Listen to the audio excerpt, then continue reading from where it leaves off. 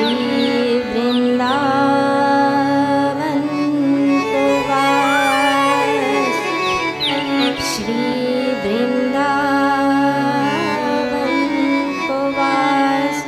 बोलिए बालकृष्ण लाल की जय। जय जय श्री राधे, जय जय श्री राधे, जय जय श्री राधे।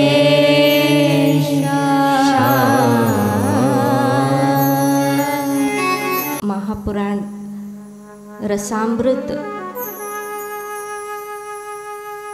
यासाठी ललायित असलेले आणि प्रभूंच्या भक्तीने दृढ होणारे आपणा सर्व अनुरागी सर्वांचं या पवित्र पावन प्रांगणामध्ये हार्दिक हार्दिक स्वागत आहे, हार्दिक हार्दिक अभिनंदन आहे। कुठे मडके फुटतायत, कुठे पालापाचोळा उडून जातोय आणि या अशा वादळामध्ये सुद्धा कबीरदासजी सर्व शिष्य सोबत आहेत। भयभीत थोडेसे हैराण झाले आणि एका घराचा आसरा, एका उंबरठ्याचा आसरा घेऊन तिथे थांबले।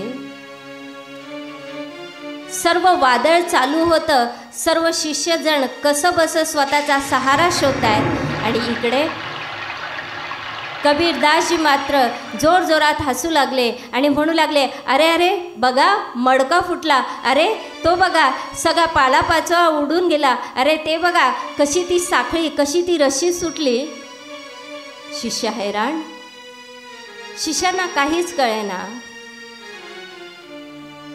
कसे बसे थोडेसे पुढे गेले आणि आश्रममध्ये आले। आपल्या आश्रममध्ये पुन्हा आल्यानंतर शिष्यांना काही राहावेना, वादळ चालूच होतं। न राहता शिष्यांनी प्रश्न केला, गुरुवर मगाशी एवढं वादळ सुरू आहे आणि इतकी नासधूस चालू असताना सुद्धा तुम्ही मात्र हसत होतात का? कबीरदासजींनी गोड उत्तर दिलं। कबीरदासजी म्हणू लागले, अरे तुम्हाला कळालं नाही? ज्यावेळी ते वादळ आलं ना, त्यावेळी न जाणो कित्येक गोष्टींचा ऱ्हास होत होता। कुठे मडकं फुटत होतं, कुठे दगड एकमेकांवर आपटत होती, कुठे पालापाचोळा उडत होता, कुठली बंधनं, कुठली रस्सी सुटत होती। ज्याप्रमाणे ते बाह्य वादळ आलं ना, त्यावेळी एवढा सगळा विनाश होऊन सुद्धा कित्येक सृजनात्मक कामं झाली। अगदी त्याचप्रमाणे जर ज्ञानाचं वादळ ज्यावेळी मनुष्याच्या जीवनामध्ये येईल, त्यावेळी त्याची सर्व बंधनं तुटतील। संतो रे भई चल पडी, ज्ञान की आंधी रे, भ्रम की टाटी सब है उडानी, माया रहे ना बांधी रे। बाहेरचं वादळ आलं त्यावेळी ज्याप्रमाणे सगळं काही दूर झालं, अनेक बंधनं तुटली, त्याचप्रमाणे ज्यावेळी अंतर्जगतामध्ये ज्ञानाचं वादळ येईल, त्यावेळी मनुष्याच्या भ्रमाचे सर्व मटके फुटतील। बंधन, मायेच्या बंधनापासून अनेक जणांचे बंधन सुटतील आणि त्याच वेळी आकाशात वर्षा होऊ लागली आणि म्हणायला लागले, बघा आता ज्याप्रमाणे ही वर्षा होते ना, त्याचप्रमाणे ज्यावेळी मायेची बंधनं दूर होतील, भ्रमाचे सगळे मडके फुटतील, त्यावेळी ईश्वराची कृपारूपी बरसात होईल। आज या पवित्र प्रांगणामध्ये आपण ईश्वराच्याच या ज्ञानरूपी गाथेला, या ज्ञान यज्ञ अनुष्ठानामध्ये सम्मिलित होत आहे। ज्यावेळी हे ज्ञानरूपी वादळ येईल, त्यावेळी हे श्रीमद भागवत महापुराण रूपी ही जी गाथा आहे ना, ही गाथा आपल्याला तीच मुक्तिदायिनी आहे। ही गाथा आपल्याला मुक्ती प्रदान करणारी आहे, कारण याच गाथेमध्ये ते ज्ञान, ती ज्ञानाचं ते वादळ आहे जे आपल्या प्रत्येकाच्या अंतर्घटामध्ये निर्माण होणार आहे। परंतु ज्ञानरूपी वादळ येण्यासाठी सुद्धा आधी आवश्यकता आहे मनामध्ये ईश्वराची भक्ती जागृत करण्यासाठी कुठेतरी आपल्या वाणीला सांगणं, आपल्या वाणीला पवित्र करण्यासाठी ईश्वराचं नामभजन, ईश्वराचं नामसंकीर्तन केलं पाहिजे. तर या पवित्र प्रांगणामध्ये प्रांगण पवित्र आहे, परंतु आपण सुद्धा आपल्या मुखाला पवित्र करता करता आपण ईश्वराचं नामचिंतन करूयात.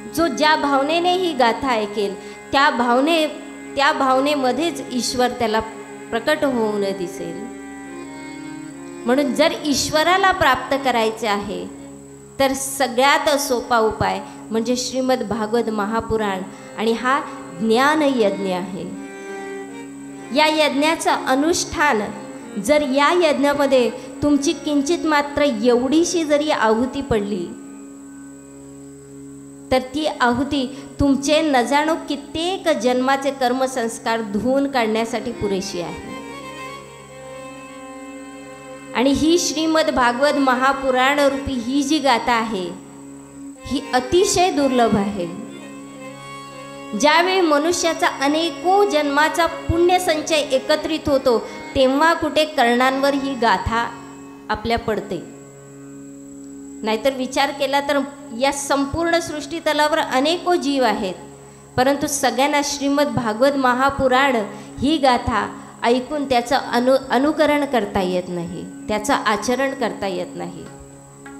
म्हणून ज्यावेळी ही गाथा ऐकायची आहे ना तर आजपासून स्वतःला या गाथेमध्ये समर्पित करण्याचा प्रयत्न करा. ही गाथा केवळ मात्र बाह्यकरणांनी ऐकून काही उपयोगाची नाही. हृदयाचे कान करून ज्यावेळी ही गाथा ऐकाल त्यावेळी आपल्याला हवे ते भाव प्रकट होऊन हव्या त्या भावामध्ये आपण ईश्वराला आपल्या समोर प्रकट करू शकतो. ही या गाथेची महानता आहे.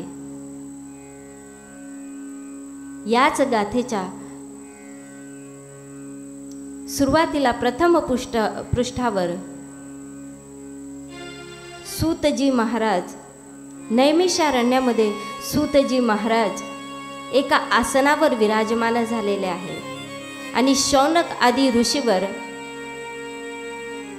तिथे तप करण्यासाठी शौनक आणि त्यांच्यासोबत अन्य ऋषीवर तप करण्यासाठी नैमिषारण्यात आलेले आहेत. थोडासा एक विचार सांगते. नैमिषारण्य म्हणजे इथे एकदा भगवान नारायणांनी एका निमिषामध्ये सहस्रो दैत्यांच्या सैन्याचा नाश केला होता, म्हणून त्या अरण्याला नाव पडलं निमिष अरण्य, नैमिषारण्य. आणि तप म्हणजे 12 वर्षांचं चालू असलेलं सत्र.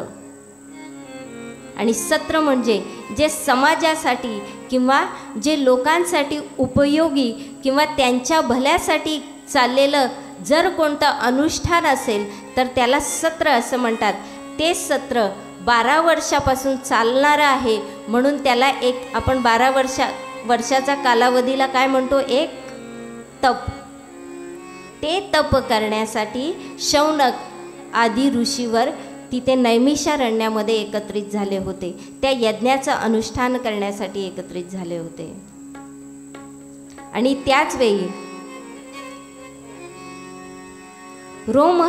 ऋषी रोमहर्षणजींचे पुत्र उग्रश्रवा ऋषी तिथे त्याच सत्रामध्ये आले होते. आणि यापूर्वी रोमहर्षणजी अनेक पुराणांच्या गाथा अन्य ऋषीवर्जींना सांगत असतात. यानंतर तोच वारसा महर्षी उग्रश्रवा म्हणजे सूतजी पुढे चालवतात. आणि तीच गाथा सांगण्यासाठी सर्व शौनकादी मुनींनी एका उच्च आसनावर सूतजी महोदयजींना आसनस्थ केलं आणि त्यांचं पूजन करून त्यांना विनम्रतापूर्वक म्हणू लागले,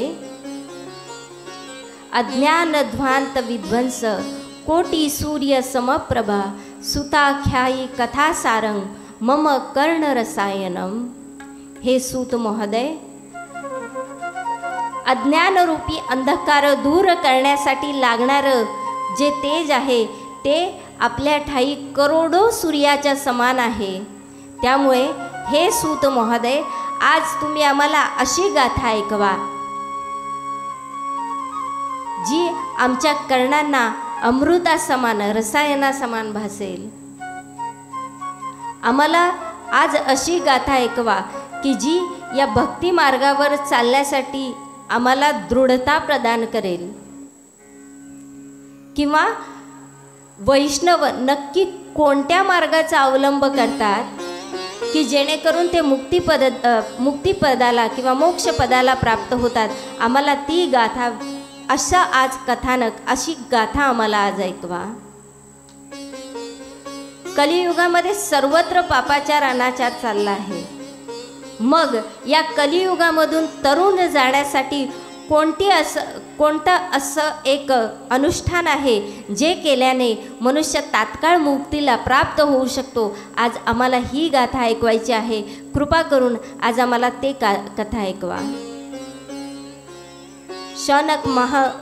शौनक आदी ऋषीवर्जींची ही प्रार्थना ऐकून सूतजी महोदय अत्यंत प्रसन्नित होऊन म्हणू लागले, हे शौनक आदी ऋषीवर, ईश्वराच्या ठाई असलेलं तुमचं अनन्य प्रेम पाहून आज मी तुम्हाला अशी गाथा ऐकवतो जी सर्व कथांचं सार आहे. ज्याप्रमाणे दुधाचं सारतत्व लोणी आहे, त्याप्रमाणे वेद आणि उपनिषदांचं सारतत्व असलेली ही गाथा आहे. ती गाथा म्हणजे श्रीमद भागवत महापुराण. ही गाथा इतकी अलौकिक आहे तर देवी देवताच काय, ऋषी महापुरुषांनी सुद्धा या गाथेची महिमा गायन केलेलं आहे. आणि ही गाथा ज्यावेळी राजा परीक्षितला मुक्ती प्रदान करून दिल्यानंतर ज्यावेळी सर्वजण या गाथेचं महिमागान करत आहे, त्यावेळी ब्रह्मदेवजींनी सुद्धा ज्यावेळी श्रीमद भागवत महापुराण आणि अन्य सर्व पुराण ज्यावेळी तोलायला सुरुवात केली, त्यावेळी श्रीमद भागवत महापुराण याचं पारडं जडच राहिलं. म्हणजे सर्व वेद उपनिषद या सगळ्यांचा सार गर्भित अर्थ जर कशात असेल तर तो या गाथेमध्ये आहे. म्हणून आज ही गाथा मी तुम्हाला ऐकवतो. शौनक आदी मुनिवर ही गाथा ऐकत आहेत आणि त्यावेळी शौनक आदी ऋषीवर प्रार्थना करू लागले आणि म्हणू लागले, हे सूत महोदय, ही गाथा एवढी महान आहे, ही गाथा नक्की कशी रचली गेली आणि या गाथेचे नक्की महानता काय आहे, आम्हाला विस्तृतपणे सांगा. सूत महोदय म्हणू लागले, आता मी तुम्हाला एक असं कथानक ऐकवतो जे श्री शुकदेव मुनी महाराजांनी मला त्यांचा एकनिष्ठ शिष्य म्हणून मला त्यांनी एकांतामध्ये ऐकवली होती. एकदा विशालापुरीमध्ये म्हणजे आत्ताचं बद्रीनारायण क्षेत्र, या क्षेत्रामध्ये नारदजी एका वृक्षाच्या छायेखाली उदास अंतःकरणाने बसलेले आहेत आणि तिथे आगमन होतं सनकादी मुनींचं. सनकादी मुनींचं ईश्वराचं भजन गात गात आहेत आणि तिथे आगमन झालं. जसं आगमन झालं, दूरवर बसलेल्या नारदजींकडे त्यांची दृष्टी गेली आणि तिकडे जवळ जाऊन त्यांनी नारदजींना प्रश्न केला की, हे नारदजी, कथम ब्रह्मदिनमुख कुतश्चिंतातुरो भवान त्वरितम गम्यते कुत्रम कुतश्चागमनं तव. हे नारदजी, अरे तुम्ही हरीचे दास आहात आणि काय एवढे चिंतातूर झाले आहात, कुठे चाललात आणि कुठून आला आहात की जे चेहऱ्यावर एवढी चिंता दिसत आहे. नारदजी म्हणू लागले, मला एक दुःख आहे, माझ्या दुःखाचं म्हणण्यापेक्षा माझ्या एका समस्येचं निवारण तुम्ही करा. मी तुम्हाला विस्तृतपणे एक वार्ता सांगतो. पृथ्वी सर्वोत्तम आहे म्हणून मी पृथ्वीचं भ्रमण करण्यासाठी अनेक तीर्थक्षेत्र पादांक्रांत करत गेलो, सर्व ठिकाणी फिरलो.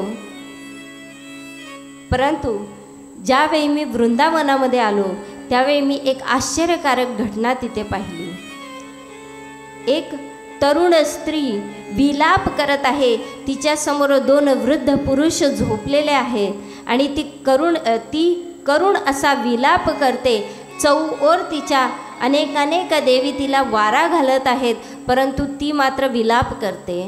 हे आश्चर्य पाहून मी त्या देवीच्या समोर गेलो आणि तिला विचारलं, हे देवी, आपण कोण आहात मला पाहून तत्क्षण तिने हात जोडले आणि म्हणू लागली, भो भो साधो क्षणम तिष्ठम मश्चिंतामपि नाशय दर्शनम तव लोकस्य सर्वथाग हरम परम.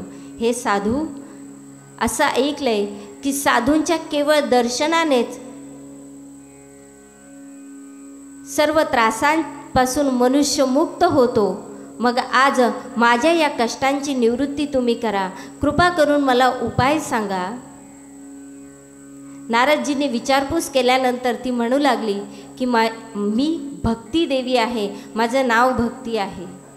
द्रविड देशामध्ये माझा जन्म झाला, कर्नाटकामध्ये मी वाढले, महाराष्ट्रात अनेको ठिकाणी मला मान सन्मान, अनेक ठिकाणी माझा सन्मान झाला. परंतु जशी आम्ही वृंदावनामध्ये, जसे गुजरातमध्ये आम्ही आलो त्यावेळी आम्हाला वृद्धापकाळाने घेरलं आणि ईश्वराने प्रभूंनी केलेल्या अनेक लीलांमुळे ज्यावेळी आम्ही वृंदावनामध्ये आलो त्यावेळी मी मात्र चिरतरुण झाली. परंतु माझे हे 2 पुत्र ज्ञान आणि वैराग्य हे अजूनही अचेत आणि वृद्ध अवस्थेमध्ये आहेत. वास्तविक हे साधू, माता वृद्ध असेल तरी चालेल, परंतु माझे 2 पुत्र वृद्ध आहेत आणि मी मात्र तरुण, हे समीकरण उलट आहे. म्हणून कृपा करून माझ्या या 2ही पुत्रांना चेतन अवस्थेमध्ये आणण्यासाठी मी प्रयत्न करीत आहे. नारदजी थोडे ध्यानस्थ झाले आणि संपूर्ण वृत्तांत ऐकला आणि त्यावेळी नारदजींनी भक्ती देवीला आश्वस्त केलं आणि म्हणू लागले की काळजी करू नकोस, तू इथेच थांब, मी काहीतरी उपाय करतो आणि तुझ्या या 2ही पुत्रांना चेतन अवस्था प्राप्त करण्यासाठी प्रयत्न करतो. नारदजींनी विचार केला, समोर यमुना नदीचं तट आहे, अत्यंत पवित्र आहे, म्हणून तिथून काही जल आणले, ते त्या दोघांच्या चेहऱ्यावर शिंपडले, परंतु ते तेवढ्यापुरते हालचाल करून पुन्हा अचेतन अवस्थेमध्ये गेले. नारदजी जवळ जाऊन वेद घोष करू लागले, परंतु त्याने सुद्धा ते केवळ जांभई दिली आणि पुन्हा निद्रिस्त झाले. गीता पाठ केलं, अनेक उपाय करून नारदजी ज्यावेळी थकले त्यावेळी नारदजींनी भक्ती देवीला सांगितलं की हे देवी, कलियुगाच्या घोर प्रभावामुळे तुझ्या या 2ही मुलांची अशी अवस्था झाली आहे. सध्या कलियुगामध्ये पापाचार अनाचार इतका वाढलेला आहे की कोणाला भक्ती, ईश्वर तर हवाय, परंतु ईश्वर आपल्या स्वार्थापुरताच हवाय.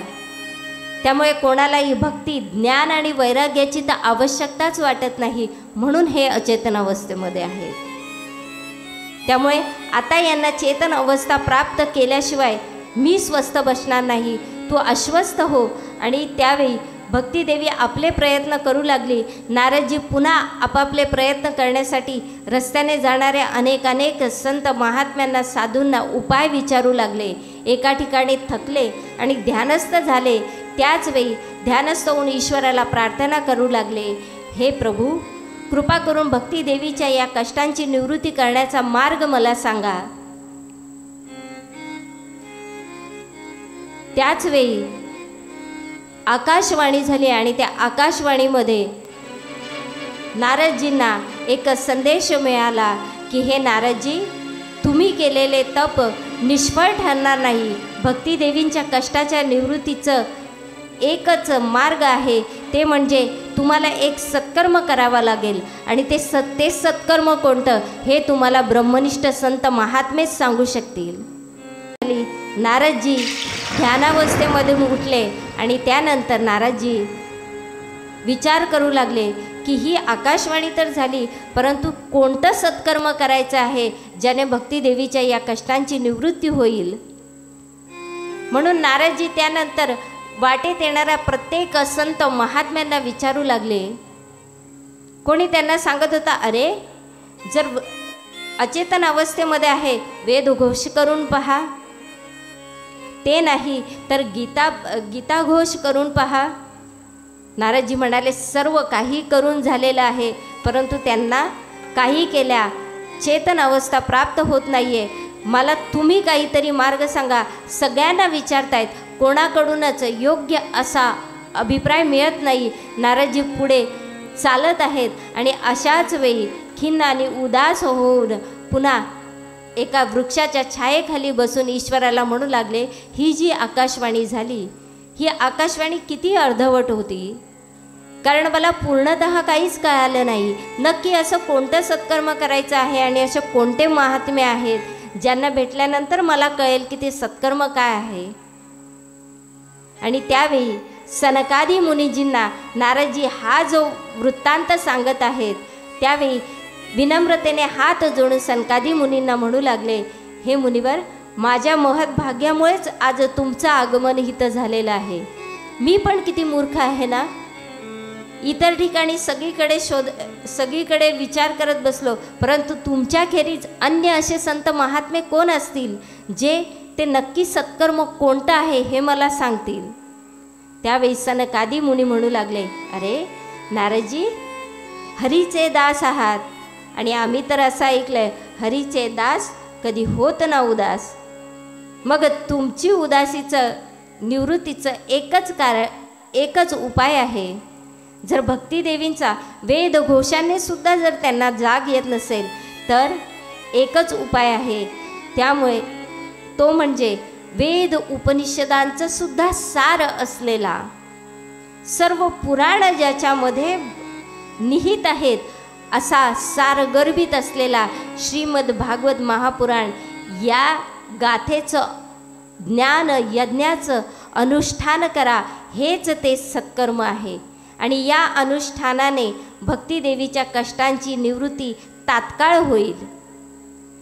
नारदजी अत्यंत प्रसन्नित झाले आणि नारदजी म्हणू लागले की महात्मा, तुमच्याखेरीज या गाथेची पूर्ण वार्तालाप आम्हाला कोण ऐकवेल. ही गाथा आम्हाला संपूर्ण जर ऐकायची असेल तर त्यासाठी योग्य ते असं तुमच्याच मुखारविंदांमधून जर आम्ही ती गाथा श्रवण केली तरच भक्तिदेवीच्या कष्टांची निवृत्ती होऊ शकते.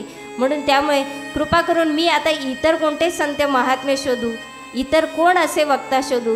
त्यामुळे तुम्हीच ही गाथा जर मला कृपा करून तुम्ही सांगत असाल तर माझ्यासाठी अत्यंत हे माझं सौभाग्य आहे. सनकादी मुनी प्रसन्न झाले आणि म्हणू लागले, ठीक आहे नारदजी, तयारी करा. आणि नारदजींनी प्रसन्न चित्त होऊन नारदजी विचार करू लागले की नक्की कोणतं असं ठिकाण आहे. हरिद्वार ठिकाणी आनंद नामक घाटावर ही कथा योजली गेली. या कथेचं अनुष्ठान करण्याचं ठरलं. सर्व ऋषी मुनी समवेत सर्वजण ही गाथा ऐकण्यासाठी बसलेले आहेत. महर्षी च्यवन, पिप्पलाद आदी सर्व ऋषी मुनी ज्यावेळी ही गाथा श्रीमद भागवत महापुराण रूपी यज्ञाचं अनुष्ठान होणार आहे हे माहीत झाल्यानंतर सर्वजण तिथे एकत्रित झाले. सर्वजण आपापल्या परीने तयारी करू लागले. सुंदर नैसर्गिक असं वातावरण तिथे तयार केलं. प्रफुल्लित असं वातावरण. एका स्वच्छ आसनावर सनकादी मुनींना स्थान नारदजींनी दिलं. सर्व ऋषी मुनीजण खाली झाले, करबद्ध विनवणी करू लागले आणि सनकादीजी मुनींना म्हणू लागले की हे मुनिवर, कृपा करून आम्हाला आता ती गाथा तुम्ही श्रवण करवा. ज्या गाथेच्या पुण्याईमुळे भक्तिदेवीच्या दोनही पुत्रांना ज्ञान आणि वैराग्य सबळ अवस्थेला प्राप्त होतील. आणि सनकादी मुनींनी या गाथेला प्रारंभ केला आणि म्हणू लागले, हे नारदजी, श्रीमद भागवत महापुराण म्हणजे वेदव्यासजीद्वारा रचित एक असा अलौकिक ग्रंथ, एक अशी अलौकिक गाथा आहे. ही गाथा म्हणजे 12 स्कंद, 332 अध्याय आणि 18,000 श्लोकांचं संमिश्रण आहे. आणि ही गाथा एवढी महान आहे की ही गाथा केवळ जर मनुष्य एकाग्रचित्त होऊन ही गाथा ऐकून जर त्याचं अनुकरण केलं तर ही गाथा नक्कीच फलदायिनी आहे. ही गाथा नक्कीच मोक्षदायिनी आहे. ज्याला जे हवंय ते या गाथेमध्ये त्याला प्राप्त होऊ शकतं. म्हणून मनुष्याच्या जर पापाचा ऱ्हास करायचा मनुष्याचे जर पाप निवृत्त करायचे असतील तर केवळ मात्र श्रीमद भागवत महापुराणच एक उपाय आहे. या यज्ञाचं अनुष्ठान केल्यानंतरच मनुष्य भगवंताच्या परम अशा धामाला प्राप्त होतो. अशा प्रकारे श्रीमद भागवताचं वर्णन, श्रीमद भागवताचं महात्म्य सांगत असतानाच तिथे एक आश्चर्यकारक घटना होते आणि ती म्हणजे आपल्या तरुणावस्थेला प्राप्त झालेल्या आपल्या दोनही पुत्रांसमवेत ज्ञान आणि वैराग्य समवेत भक्तिदेवी तिथे प्रकट झाली.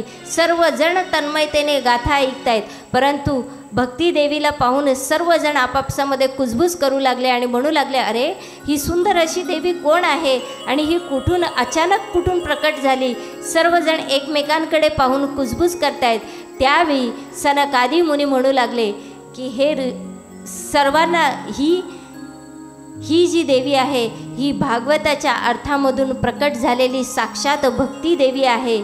आणि त्यावेळी भक्तिदेवीने करबद्ध विनवणी केली, करबद्ध प्रार्थना करून म्हणू लागली की हे ऋषीवर, तुम्ही मला आज भागवताच्या अर्थाने धष्टपुष्ट केलेले आहे.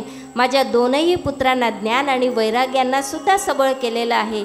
त्यामुळे आता तुम्ही मला आज्ञा करा की मी नक्की कुठे माझं वास्तव्य करू. त्यावेळी सनकादी मुनींनी आग्रह केला की तू भक्तांच्या, जे प्रभूंचे भक्त आहेत त्यांच्या हृदयामध्ये जाऊन वास कर. सनकादी मुनीजींची आज्ञा प्राप्त करून भक्तिदेवीने तिथे बसलेल्या सर्व श्रोत्यांच्या, सर्व ऋषींच्या हृदयामध्ये जसा वास केला, जशी हृदयामध्ये भक्ती प्रकट झाली, त्यावेळी सर्वजण आनंद विभोर होऊन आनंदाने प्रभूंचं गुणगान करू लागले आणि आनंदाने नाचू लागले, गाऊ लागले. श्री कृष्ण गोविंद हरे मुरारी, हे नाथ नारायण वासुदेव. श्री कृष्ण गोविंद हरे मुरारी, हे नाथ नारायण वासुदेव. श्री कृष्ण गोविंद हरे मुरारी, हे नाथ नारायण वासुदेव. श्री कृष्ण गोविंद हरे मुरारी, हे नाथ नारायण वासुदेव. श्री कृष्ण गोविंद हरे मुरारी, हे नाथ नारायण वासुदेव. श्री कृष्ण गोविंद हरे मुरारी, हे नाथ नारायण वासुदेव. श्री कृष्ण गोविंद हरे मुरारी, हे नाथ नारायण वासुदेव.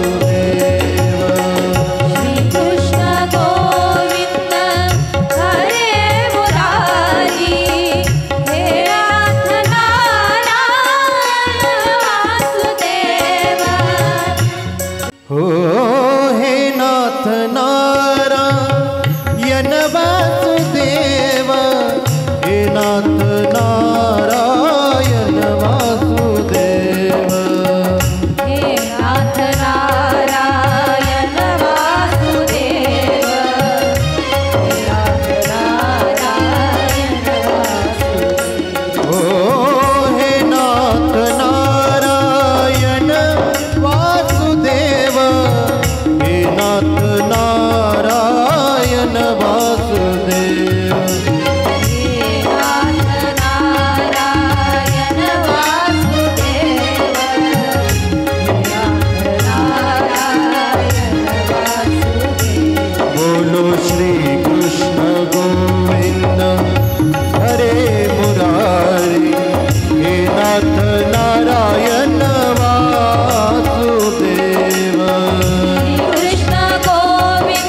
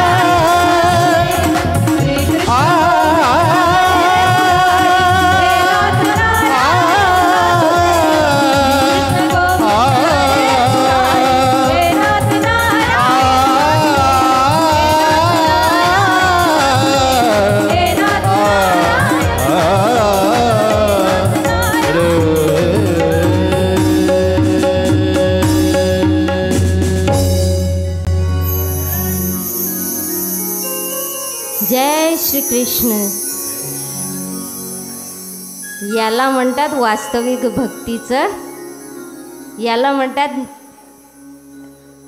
भक्तीचं खऱ्या अर्थाने प्राकटीकरण हृदयामध्ये झालेलं. हा खरा आनंद असतो भजन करण्याचा. ईश्वराचं भजन असं केलं ना, तो ईश्वर बोलला तू मला का बोलावलं, मी पळतोच. है ना.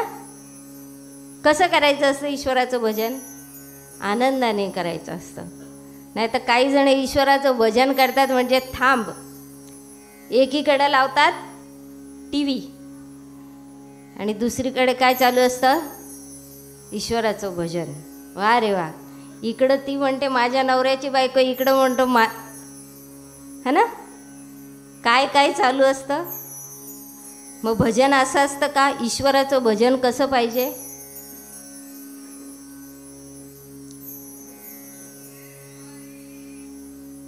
जो आनंद ईश्वराच्या नामसंकीर्तनात आहे किंवा ईश्वराच्या भक्तीत आहे, तो आनंद तुम्हाला अन्यत्र कुठेच सापड नाही. कल्पापर्यंत कुठेही फिरा, तो आनंद ईश्वराच्या भक्तीशिवाय, जो ईश्वराच्या भक्तीमध्ये जो आनंद आहे ना, तो आनंद कुठेच नाही आहे. सगळ्या आनंदाची गणना जरी केली ना, तरी तो आनंद आणि ईश्वराच्या भक्तीमधला निमिष मात्राचा आनंद हा अत्यंत दुर्लभ आहे. कुठेतरी काहीतरी पुण्य एकत्रित झाल्यानंतरच मनामध्ये भक्ती जागृत होते. कारण ती भक्ती माझ्या किंवा इतर कोणाच्या सांगण्यावरून प्रकट नाही होत. ती भक्ती प्रकट होते ती सनकादी मुनीजींच्या सांगण्यावरून तिने वास केला ईश्वराच्या भक्तांच्या हृदयामध्ये. जे भक्त ईश्वराच्या प्राप्तीकडे अग्रसर आहेत, ज्याचं ईश्वराच्या चरणांच्या ठायी अनुराग आहे ना, त्यांच्या हृदयामध्ये तू वास कर. कारण तोच अनुराग कायम दृढ ठेवण्यासाठी आणि या भक्तिमार्गावर पुढे चालत राहण्यासाठी त्यांना उपयोगाचा आहे. म्हणून सनकादीजींनी आज्ञा दिली की करायचं असेल, जर कुठे वास्तव्य करायचं असेल तर इतर कुठेही वास्तव्य केलं. भक्ती म्हणजे काय आहे? भक्ती म्हणजे जोडणं.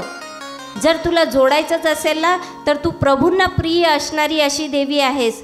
जोडायचंच आहे तर त्यांच्या चरणाशी ज्यावेळी तू मनुष्याला जोडशील ना, त्यावेळी खऱ्या अर्थाने त्या मनुष्याच्या जीवनाचा लक्ष्य, त्या साध्य पूर्ण होईल. वास्तविक आपल्याला हा जन्मच मिळालाय भक्तीसाठी. आज जर बघितलं, हे भक्ती देवीजीचं जे कथानक आपण ऐकलं, आजच्या युगाची स्थिती तशीच आहे. मनुष्याला हवंय, परंतु ज्ञान आणि वैराग्य सोबत नको आहे. आपल्याला भक्ती करायची आहे, परंतु कशी करायची आहे? आपली भक्ती कशी आहे माहिती आहे? आज हा देव, उद्या दुसरा देव, परवा तिसरा देव, नंतर असे 7ही दिवस आपण देव बदलतो. आहोत आपण एका देवावर स्थिर? भर्तहरीनाथजी खूप सुंदर सांगतात, ज्यांनी आयुष्याच्या वेगवेगळ्या टप्प्यावर असताना महान असे शतकं लिहिली. म्हणजे ज्यावेळी त्यांनी विवाह केला त्यावेळी त्यांनी सौंदर्य शतक लिहिलं. ज्यावेळी वैराग्य मनामध्ये उत्पन्न झालं त्यावेळी त्यांनी वैराग्य शतक लिहिलं. तेच भर्तहरीनाथजी सांगतात, एको भार्या दरी वा सुंदरी वा, एको देवो शिवो वा केशवो वा. म्हणजे एकच भार्या असावी, जी सुंदर असू दे, दरी वा सुंदरी वा, जी कुरूप असेल तरी चालेल आणि सुंदर असेल तरी चालेल, परंतु एकच हवी. त्याचप्रमाणे देवसुद्धा एकच असावा.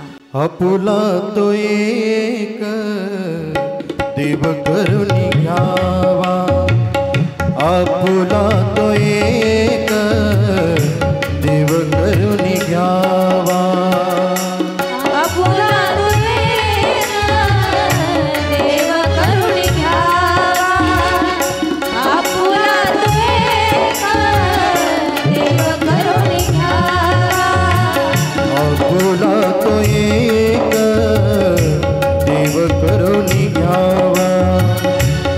आपुला तो एक देव करून घ्यावा, आपुला तो एक देव करून घ्यावा, आपुला तो एक देव करून घ्यावा.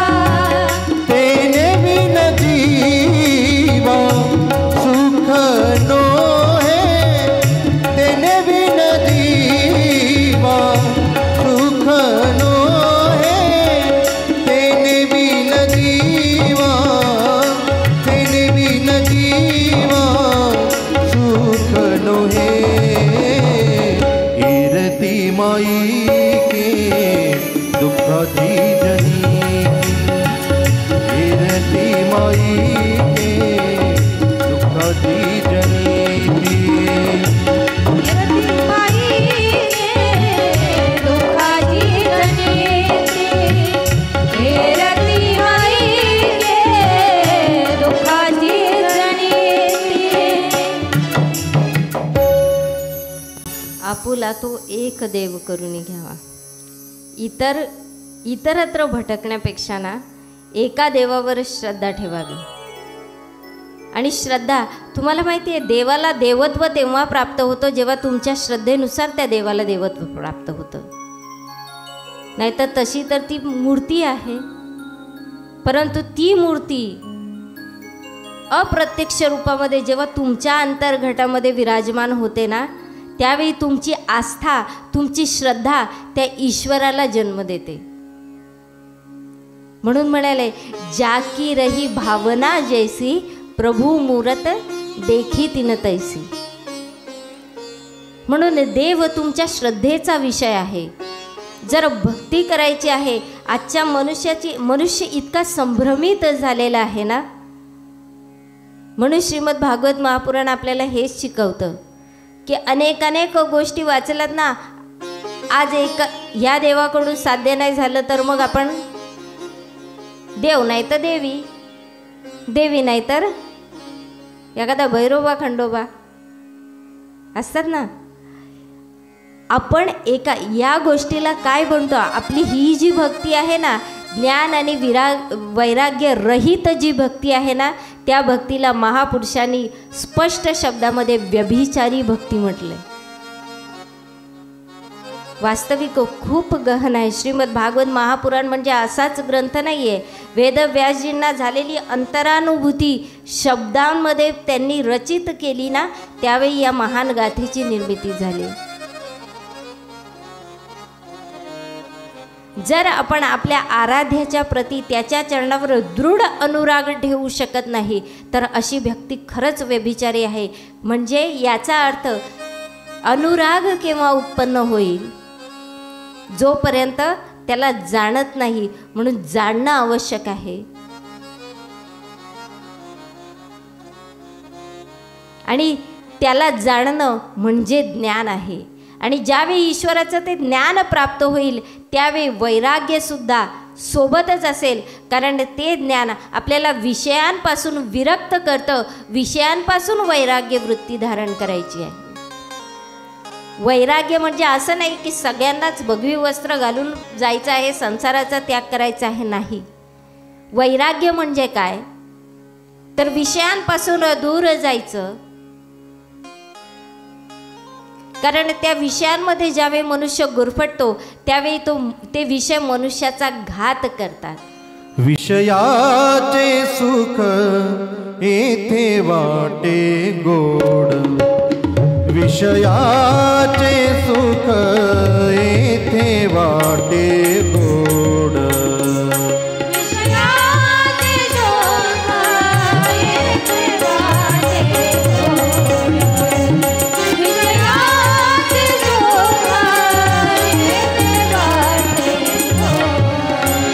विषयाचे सुख येथे वाटे गोड, विषयाचे सुख येथे वाटे गोड,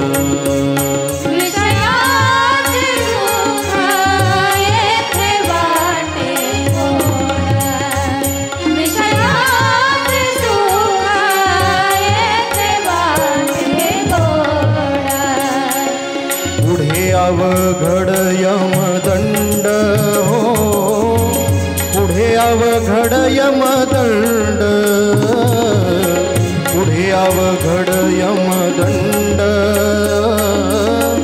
पुढे अवघड यमदंड, मारिती तोडीती झोडीती निष्ठुर, मारिती तोडीती झोडीती निष्ठुर.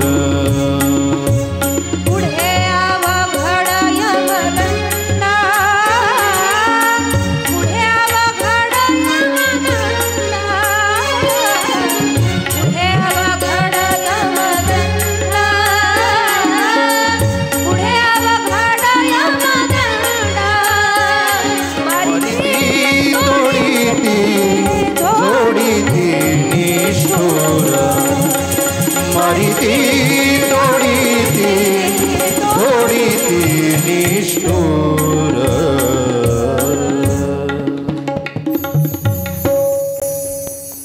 ज्ञान आणि वैराग्य यांच्या सचेतन अवस्थेच्या भक्तीच्या कष्टांच्या निवृत्तीच्या या आख्यायिकेमधून आज हेच जाणायचं आहे. ईश्वराची भक्ती जर करायची आहे ना, तर ती अशी देव बदलून भक्ती मिळत नाही. कारण आज आपण देव हजारो बदलू, परंतु आपली श्रद्धा ज्याच्यावर आहे ना, मला एक सांगा, प्रभू श्री रामचंद्रजी सोडून हनुमंतरायजींनी दुसरा कोणत्या ईश्वराचाच अवतार, परंतु इतर कोणत्या याचं ध्यान केलेलं बघितलं नाही ना. जाणून होते, कारण त्यांना माहीत होतं जे कृष्ण आहेत तेच माझे आहेत. आज्ञा पाळत होते, परंतु माझं कार्य झालेलं आहे. माझे प्रभूंनी माझ्यासाठी जो अवतार केला होता, ते ज्यावेळी स्वधामगमनाला गेलेला, माझं कार्य एवढंच शेष आहे की इथे राहून त्यांचं नामचिंतन करणं. म्हणून मनुष्याने विचार केला पाहिजे, भक्ती जी आहे ना, ती ज्ञान आणि वैराग्य यांच्यासोबतच फलीभूत ठरते किंवा यांच्यासोबतच सबळ आणि धष्टपुष्ट असते. आणि मनुष्य भक्तीशिवाय मनुष्य नाही आहे. म्हणून म्हणतात, कलियुगी नरदेह प्राप्ती अति दुर्लभ भगवत भक्ती. ही भगवत भक्ती जी आहे ना, ती इतकी दुर्लभ आहे, परंतु ती प्राप्त केल्याशिवाय मनुष्य नाही. भक्ती विण गेला अधोगती. म्हणून मनुष्याचं वास्तविक उद्देश आहे की भक्ती पाहिजे, परंतु कशी? ज्ञान आणि वैराग्य सुद्धा सचेतन अवस्थेमध्ये पाहिजेत. आत्ताची आपली जी स्थिती आहे ना, आपल्याला इन्स्टंट हवेत. आपल्याला आपल्या छोट्या छोट्या समस्यांचं निवारण सुद्धा ना तात्काळ हवं आहे. जर तुम्हाला कोणी सांगितलं ना की नाही ना, तुम्ही या ईश्वराची भक्ती करा, अरे ज्यावेळी भक्ती ईश्वराचं ते प्रेम जागृत होतं ना मनात, त्यावेळी त्याच्यासाठी मिळालेले सगळे कष्टसुद्धा सुखकर वाटतात. परंतु आपल्याला त्या कष्टांपासून सुद्धा निवृत्ती हवी असते. म्हणून तात्काळ जर आपल्याला कोणी युक्ती दिली, आपण लगेचच्या लगेच देव बदलतो. म्हणून आपला भाव आहे तो एका ठिकाणी इतका स्थिर ठेवा तिथे, कारण त्याला जाणून त्याची पूजा करा. म्हणून म्हटलंय, जाणतेने गुरु भजिजे जेणे कृतकार्य होईजे, जैसे मूळ सिंचिने शाखा सहज पल्लव संतोषिते. जाणून करा. ईश्वराला केवळ मात्र इतर कोणी सांगितलंय म्हणून त्याचं अंधानुकरण करत असाल ना, तर अशी भक्ती काही कामाची नाही. कारण तुम्हाला त्याचं ज्ञानच नाही आहे. म्हणजे ज्ञान जर अचेतन अवस्थेमध्ये असेल तर अशी भक्ती काय कामाची? म्हणून जर ईश्वराची भक्ती हे आपलं वास्तविक पहिलं लक्ष आहे, त्यासाठीच आपण जन्म घेतलेला आहे. हे जे मनुष्य शरीर मिळालेलं आहे ना, केवळ आणि केवळ ईश्वराच्या भक्तीसाठी मिळालेलं आहे.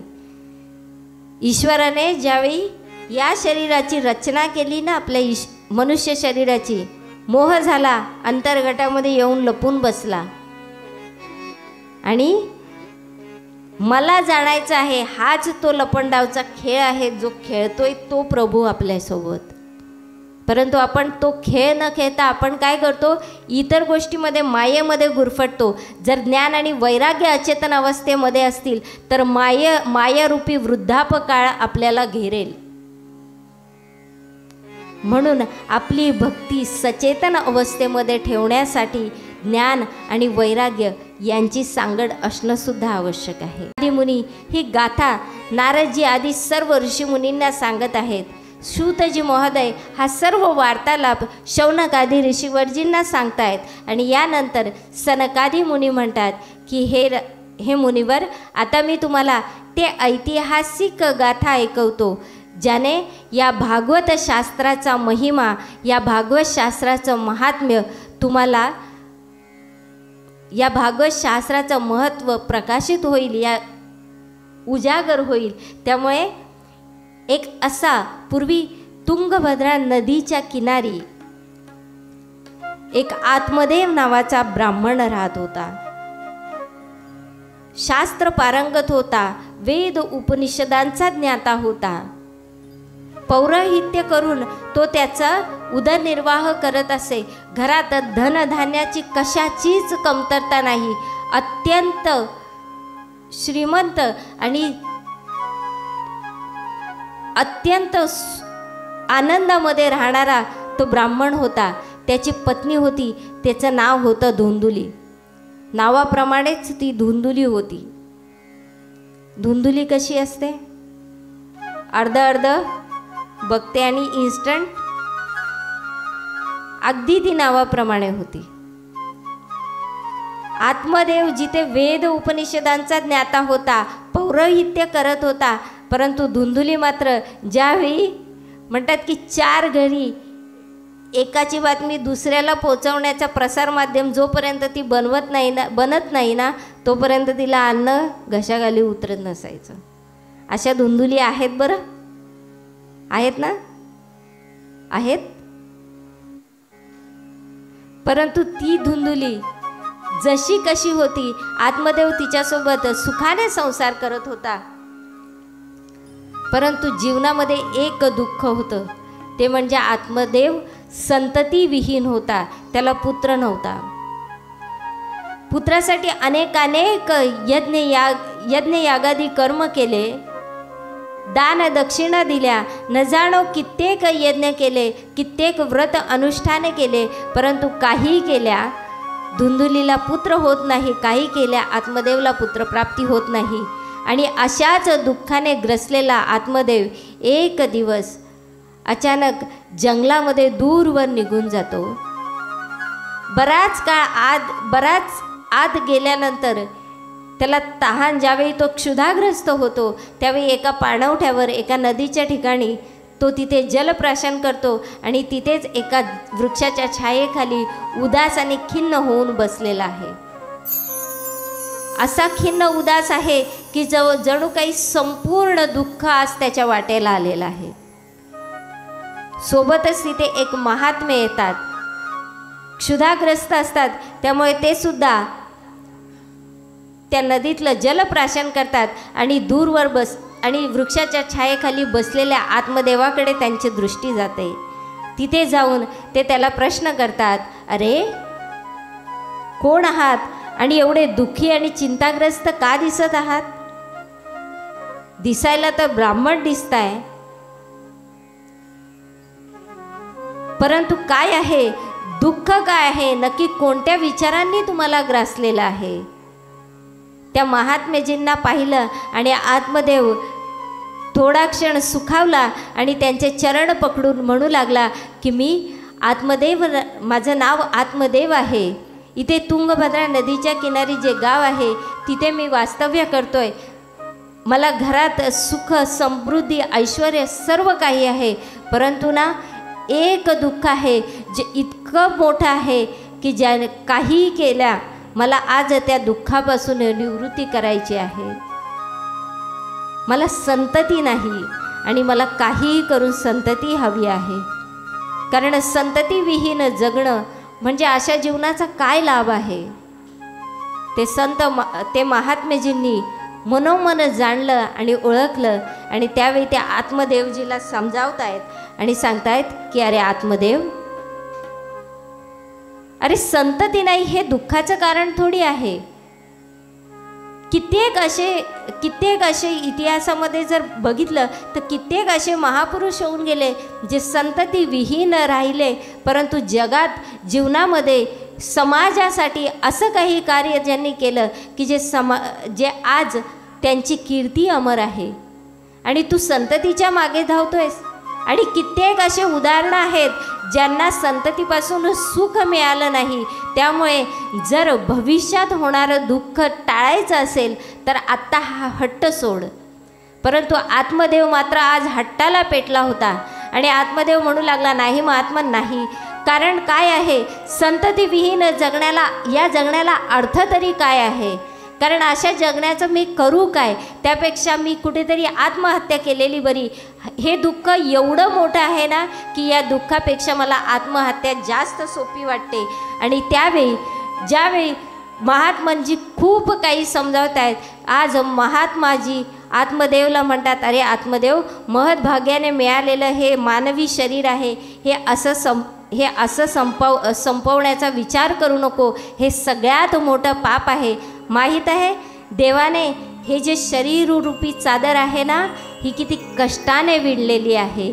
जरा तरी एकदा या शरीराचं, या नरदेहाचं, या जीवनाचं मोल जाण.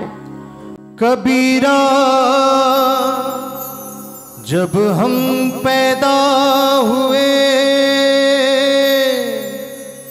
जग हंसे हम रोए,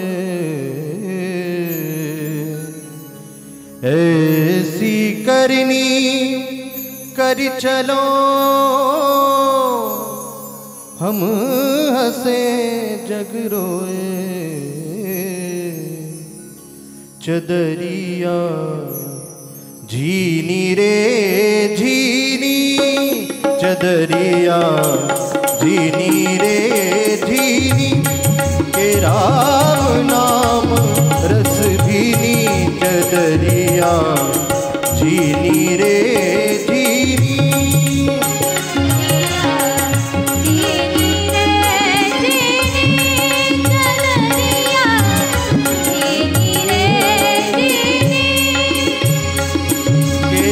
राम नाम रस भीनी, चदरिया झीनी रे झीनी झीनी झीनी, चदरिया झीनी रे झीनी. महात्माजी आत्मदेवला समजतात. महात्माजी आत्मदेवजीला म्हणतात, अरे आत्मदेव, मूर्ख आहेस का? आत्महत्या करायला जातोयस. तुला ठाऊक आहे ईश्वराने ही तुझी देहरूपी चादर किती कष्टाने विणलेली आहे. कशी विणलेली आहे कबीरदासजी पुढे सांगतात.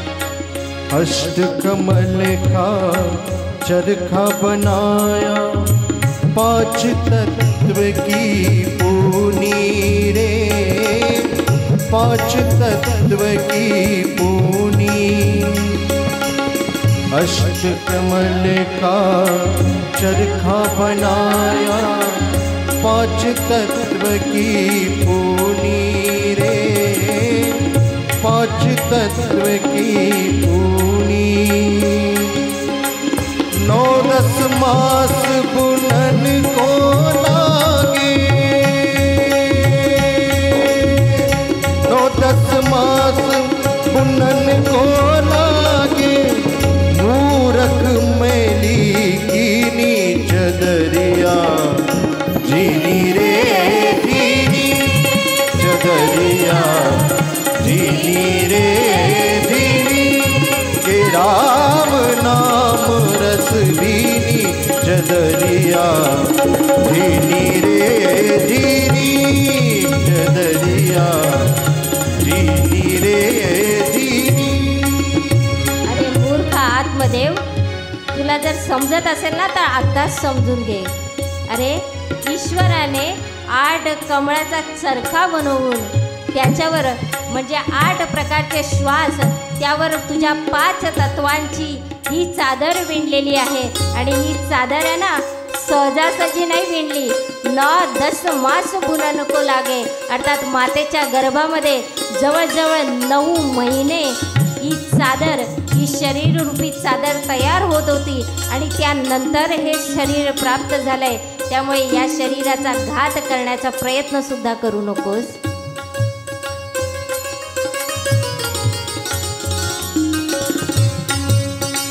जब मोरी चादर बन घर आई, रंगरेज को दीनी चदरिया, रंगरेज को दीनी. जब मोरी चादर बन घर आई, रंगरेज को दीनी चदरिया, रंगरेज को दीनी. ऐसा रंग रंगा रंग रेनी, ऐसा रंग रंगा रंग रेनी, के लालो लाल कर दीनी चदरिया, जीनी रे जीनी चदरिया, जीनी रे जीनी धीनी धीनी चदरिया, धीनी रे धीनी के राम नाम रस भीनी चदरिया, धीनी रे धीनी. आत्मदेव, अरे तू तर पौराहित्य करतो ना, वेद उपनिषदांचा सुद्धा ज्ञाता आहेस ना, मग का असं करतोय? बघ, संत महापुरुषांनी ही जी देहरूपी चादर आहे ही किती सुंदर पद्धतीने केली. अशा प्रकारे ज्यावेळी 9 महिन्यानंतर सुद्धा ही चादर ज्यावेळी तयार झाली, हे शरीर तयार झालं, त्यावेळी रंगरेजला अर्थात ईश्वराला ज्यावेळी सोपवली, ईश्वराने ज्यावेळी आपल्याला या भूतलावर जशी सोपवली, तरी त्यानंतर मनुष्याने, मूर्ख मनुष्याने काय केलं? ती मळकी केली. अर्थात त्या चादरेचं, या शरीराचं मोल न जाणता काय केलं? घात केला. त्यामुळे जर शहाणा असशील ना, तर मी सांगतोय तुला संततीपासून सुख नाही. जर शहाणा असशील तर आत्ताच जागा हो आणि आत्महत्येचा हा जो विचार डोक्यात चाललेला आहे हा काढून टाक. कृपा कर आणि घरी जा आणि त्यानंतर ईश्वराला प्राप्त करण्याचा प्रयत्न कर. कशी? ही जी चादर आहे ना, हिचा उपयोग कसा करायचा? अशी ओढायची ज्याप्रमाणे ध्रुवाने, प्रल्हाद आदी सर्व महापुरुषांनी ज्याप्रमाणे या चादरीचा उपयोग केला किंवा हे मानवी शरीराचा उपयोग केला ना, हे त्याचं वास्तविक लक्ष आहे. का व्यर्थ विलाप करतोयस? कशाला? का आत्महत्येचा विचार डोक्यात चाललाय? तो विचार काढून टाक. आज महात्मा खूप कष्टाने आत्मदेवला समजावत आहेत, परंतु आत्मदेव हट्टाला पेटलाय आणि म्हणू लागला, महात्मन काहीही करा, तुम्ही तर महात्मन आहात, काहीही करू शकता, मला असं काहीतरी आशीर्वाद द्या की जेणेकरून मला संतती प्राप्त होईल. आता महात्माजींनी डोक्यावर हात मारला आणि म्हणू लागले, हा मूर्ख असा मूर्ख आहे ज्याला एवढं समजावतोय परंतु तो समजतच नाही आहे. म्हणून नाईलाज असतो महात्माजींनी आपल्या झोळीमधून एक फळ काढलं, ते अभिमंत्रित केलं आणि ते आत्मदेवला दिलं आणि म्हणू लागले, आत्मदेव हे फळ तू तुझ्या पत्नीला खायला दे. आणि हो आत्मदेव पुढे बोलणार, जसं ते फळ प्राप्त केलं आत्मदेव आनंदित झाला आणि धावत धावत आपल्या घराच्या दिशेने वाटचाल करू लागला. इकडे महात्मानं आवाज देतात, अरे आत्मदेव ऐक, यासाठी तुझ्या पत्नीने काय केलं पाहिजे? सद्धर्म आचरण केलं पाहिजे हे सांगतायत.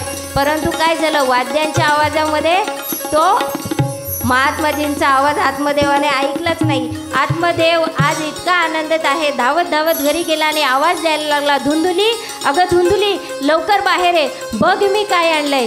धुंदुली आतमध्ये काहीतरी कार्य करत होती. आता धुंदुलीचं कार्य काय असतं माहिती आहे? हातामध्ये तिच्या काय असतो? काय असतो? टीव्हीचा रिमोट. आणि टीव्हीवर काय असतं? धुंदुलीच्या टीव्हीवर काय असतं? आहेत का इथे धुंदुली?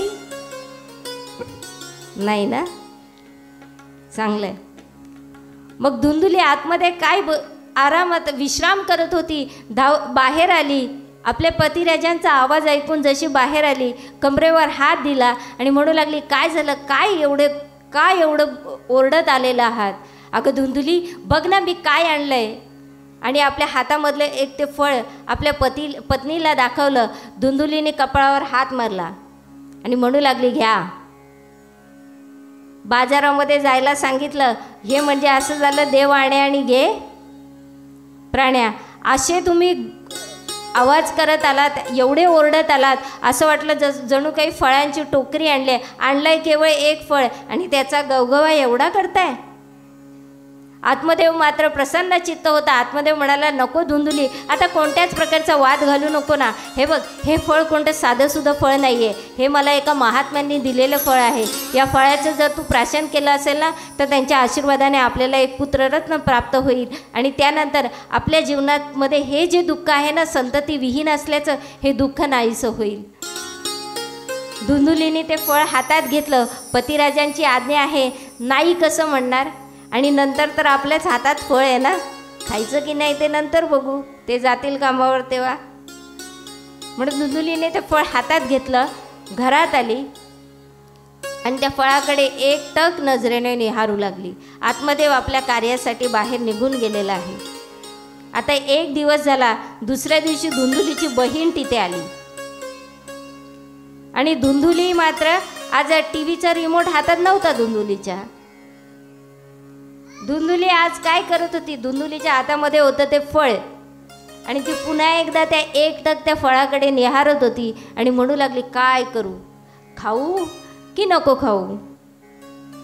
मग खाऊ की नको खाऊ करत असतानाच बहीण तिथे आली आणि बहिणीने अशा अवस्थेत धुंदुलीला पाहिलं आणि ती बहीण म्हणू लागली, अगं काय चाललंय आणि काय एवढं, हे फळामध्ये काय अशी विशेषता आहे की तू त्याच्याकडे एकटक त्याला निहारतेस, एकटक त्याच्याकडे पाहत बसली आहेस. आणि नंतर धुंदुली म्हणते, मी हा विचार करते, फळ खाऊ की नको खाऊ. आता बहीण म्हणते, बहिणीने 2 बोटं हात समोर केली आणि म्हणू लागली, एक काम कर, यातला एक बोट निवड. धुंदुलीने कोणतं तरी एक बोट निवडलं आणि ती म्हणते, काय आलं, खाऊ की नको खाऊ. आता बहीण म्हणू लागली, खाऊ की नको खाऊ ते तुझी मर्जी, तुला काय असं वाटतंय. त्यावेळी धुंदुलीने तर्क द्यायला सुरुवात केली. धुंदुली म्हणाली, हे फळ माझ्या पतिराजांनी आणलेलं आहे आणि पूर्ण वृत्तांत आपल्या बहिणीला सांगते की त्यांनी आणलंय, महात्माजींनी फळ दिलेलं आहे, फलीभूत होणार आणि जर कधी हे फळ जर मला याचं प्राशन केल्यानंतर जर पुत्रप्राप्ती झाली किंवा मी गरोदर राहिली आणि 12 वर्षासारखा जर शुकदेव मुनीजींसारखा गर्भामध्येच तो गर्भ जर माझ्या पोटातच राहिला तर, आणि काही काळानंतर पोट वाढल्यानंतर ज्यावेळी जर नगरामध्ये माझं वजन वाढेल, नगरामध्ये चोरी झाली तर मला धड पळता पण येणार नाही आणि माझी नणंदबाई आहे ते टपून बसले, ती काय करेल, ती सगळं धन चोरी माझं घेऊन जाईल आणि जर मला काही हानी झाली तर मात्र ही सगळी संपत्ती कोणाच्या घशात जाईल. असे कुतर्क धुंदुली करतीये. युक्ती सुचली आणि बहिणीने सांगितलं, एक काम कर, तुला हे फळ खरंच खायचं नाही आहे ना, परंतु तुला तुझ्या पतिराजांची आज्ञासुद्धा मोडवत नाही आहे ना. धुंदुली म्हणते, हां. त्यानंतर बहिणीने एक युक्ती सांगितली की एक काम कर, मी सुद्धा सगर्भ आहे, कालांतराने मला ज्यावेळी पुत्र प्राप्त होईल त्यावेळी मी तो पुत्र तुला देईल, याच्या बदल्यामध्ये माझ्या पतिराजांना तू काहीतरी थोडंसं धन दे, आमची आर्थिक परिस्थिती हालाकीची आहे, तू जर आम्हाला पुरेसं धन दिलं तर आम्ही काहीच सांगणार नाही. धुंदुली म्हणाली, तुझी कल्पना तर चांगली आहे, परंतु मग या फळाचं काय करायचं.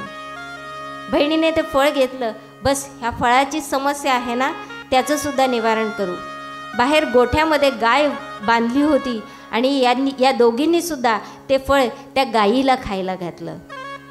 कालांतराने बहिणीच्या सांगण्यानुसार धुंदुली इथे गरोदर असल्याचं नाटक भासवू लागली किंवा गरोदर असल्याचं नाटक करू लागली. आपल्या पतिराजांना सांगून त्यानंतर ती म्हणू लागली, आता मी सुद्धा सगर्भ आहे, मलाही काही फार कामं झेपत नाही, माझी बहीण आहे, तिची मला थोडीफार मदत होईल आणि एकमेकींना आम्ही दुःख सांगू शकतो. जर तिला काही दुखलं खुपलं ती मला सांगेल, मला दुखलं तर मी तिला सांगेन, त्यामुळे आपण तिला माझ्याकडे बोलवून घेऊ. आत्मदेव जसं आपली पत्नी सगर्भ आहे त्यामुळे आत्मदेव अत्यंत प्रसन्नित आहे. त्यामुळे धुंदुलीच्या प्रत्येक गोष्टींना होकार दर्शवतोय आणि त्यावेळी बहीण तिथे आली. इकडे कालांतराने बहिणीला पुत्र प्राप्त होतो. तो पुत्र ती धुंदुलीला देते आणि त्यानंतर बहीण तिथून निघून जाते. त्याचवेळी गायीतील गोठ्याला जी फलश्रुती झाली त्यामुळे गायीच्या कर्णांसारखी देहाकृती, फक्त गायीचे कर्णांसारखीच त्याचे कान होते आणि बाकीचा संपूर्ण देह मनुष्यासमान होता. असा एक सुंदर बालक जन्माला येतो आणि एकाच वेळी 2 बालक झाल्यामुळे आज आत्मदेव अत्यंत आनंदित आहे. अरे पुत्र झाला म्हणून आत्मदेवाने संपूर्ण गावामध्ये मिठाई वाटायला सुरुवात केली. सगळ्यांना आज आत्मदेवाने सगळ्यांना भोजनासाठी आमंत्रण दिलं आहे. खूप मोठा समारंभ करण्याचा आज आत्मदेवने योजलं आणि सगळ्यांना जाऊन आज आनंदाने आत्मदेव सांगतोय, मला आज पुत्ररत्न प्राप्त झालेला आहे, त्याच्या बारशाचा विधी आहे, तुम्ही कृपा करून सगळ्यांनी आमच्याकडे या. सगळीकडे आनंद उल्हासित असं वातावरण आहे. आणि आत्मदेवजींनी सांगितलं, आत्मदेवजींनी दोनही पुत्रांना ज्यावेळी आपल्या हातात घेतलं आणि ज्यावेळी नाव ठेवायला गेला त्यावेळी मात्र धुंदुली सांगितले, 1 मिनिट, हा पुत्र 2 पुत्र आहेत, एकाचं नाव तुम्ही ठेवा, दुसऱ्याचं नाव मी ठेवणार. हा माझा पुत्र आहे की नाही, मग याचं नाव मात्र मी ठेवणार. धुंदुलीने त्या बाळाला घेतलं आणि सांगितलं, हा धुंदुलीचा पुत्र म्हणून याचं नाव असेल धुंदुकारी. आणि त्याच वेळी आत्मदेव म्हणाला, ठीक आहे, तुझी एक इच्छा पूर्ण झाली, आता या दुसऱ्याचं नाव मी ठेवणार. म्हणून त्या गायीच्या कानासारखी आकृती असणाऱ्या त्या पुत्राचं नाव आत्मदेवने ठेवलं. याचे कान गायीसारखे आहेत म्हणून त्याचं नाव ठेवलं गोकर्ण. आणि अत्यंत आनंदाने आत्मदेव आपल्या मुलांच्या लालन पालन पोषणामध्ये आज मग्न झालाय. बऱ्याच काळ व्यतीत गेला. जो गायीपासून झालेला जो पुत्र होता गोकर्ण अत्यंत सात्विक स्वभावाचा उपजला आणि तोच कुतर्कामधून जो उत्पन्न झालेला तो धुंदुकारी मात्र अत्यंत क्रूर स्वभावाचा जन्माला आला. एवढंच काय, चालणाऱ्या खेळणाऱ्या छोट्या छोट्या मुलांना सुद्धा तो कधीही विहिरीत ढकलून देत असे. त्यांच्याशी मस्ती करता करता त्यांचा घात करत होता. कालांतराने दोघंही पुत्र मोठे जसे होत गेले तसे तसे धुंदुकारीने त्याचे रंग दाखवायला सुरुवात केली. धुंदुकारी अत्यंत संस्कारविहीन असल्यासारखा वागू लागला आणि त्याच्या विपरीत स्वभावाचा असलेला गोकर्ण मात्र अत्यंत सात्विक वृत्तीने ईश्वराच्या नामचिंतनामध्ये, ईश्वराच्या भक्तीमध्ये आपलं जीवन व्यतीत करत होता. ज्यावेळी आपल्या धुंदुकारी नामक आपल्या या पुत्राची दुर्दशा किंवा तो जे काही कृत्य करतोय हे सर्व आत्मदेवाने पाहिलं. आत्मदेव मात्र व्याकुळ झाला आणि दुःखग्रसित झाला आणि त्यावेळी त्याला महात्माजींचे वाक्य आठवले की आत्मदेव, संततीपासूनच सुख मिळेल असं नाही, तुझ्या जीवनामध्ये संततीपासून सुख नाही आहे. त्यामुळे मी आज विनाकारण त्यांच्याकडे हट्ट केला आणि हा असा पुत्र मला प्राप्त झाला. कारण तो पुत्र असा होता की कधी पैशासाठी धनासाठी तो आपल्या मातापित्यांना मारझोडसुद्धा करायला मागे पुढे बघत नव्हता. अशी दुरावस्था झालेली पाहिली. त्यामुळे आत्मदेव खिन्न उदास होऊन आपल्या अंगणामध्ये बसलेला आहे. गोकर्णजी तिकडे आले आणि म्हणू लागले, पिताश्री काय झालेलं आहे. त्यावेळी आत्मदेव आपल्या पुत्राला सांगतोय की धुंदुकारीच्या या स्वभावामुळे ना मी अत्यंत व्यथित झालेलो आहे. काय करू मी आता? त्यावेळी गोकर्णजी उपदेश करतात की हे पिताश्री, कोण कोणाचा पुत्र? इथे आपण सगळेजण ईश्वराची लेकरं आहोत. त्याला प्राप्त करण्यासाठी थोडासा प्रयत्न करा. आजवर तुम्ही मोहामध्ये अडकून, पुत्र मोहामध्ये अडकून नको तो हट्ट केला आणि आज हे सगळं झालं. त्यामुळे कृपा करून आता हा सगळा मोह सोडून टाका, या मायेपासून दूर व्हा आणि स्वतःला एकच प्रश्न करा की आजपर्यंत जीवन असं घालवलं, या मायेमध्ये गुरफटून आपण जीवन व्यतीत केलं. कधीतरी आपल्या आत्म्याला एक प्रश्न करा की कब सुमरोगे राम? जीवड़ा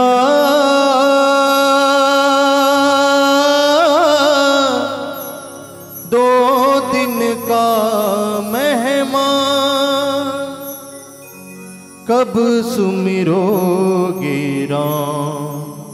अब तुम कब सुमिरोगे राम? अब तुम कब सुमिरोगे राम? अब तुम कब सुमिरोगे राम?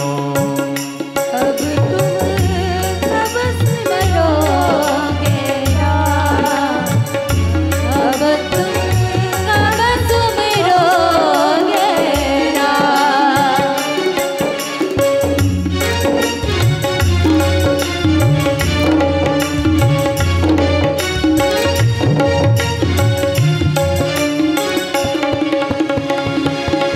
जीवड़ा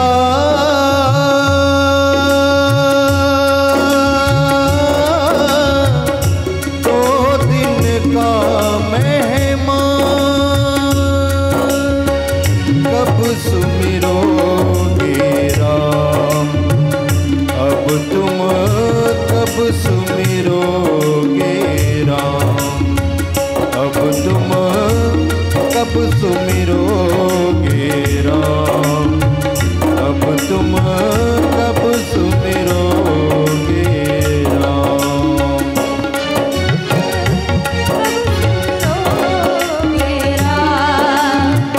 अब तुम कब सुमिरोगे राम? अब तुम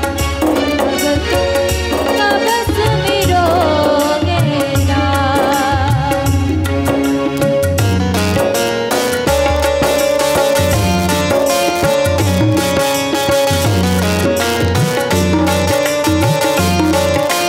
श्री राधे। श्री राधे।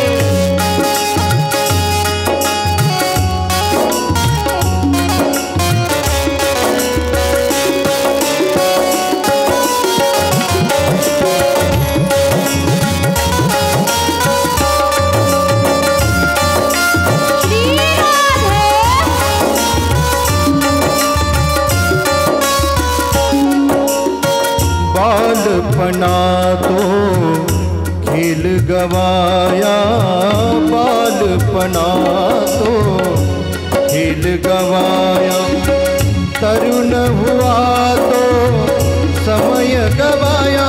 जीवड़ा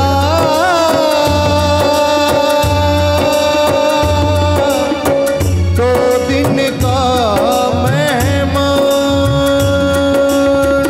कब सुमिरोगे राम? अब तुम कब सुमिरोगे राम? कब सुमिरोगे राम? अब तुम कब सुमिरोगे राम?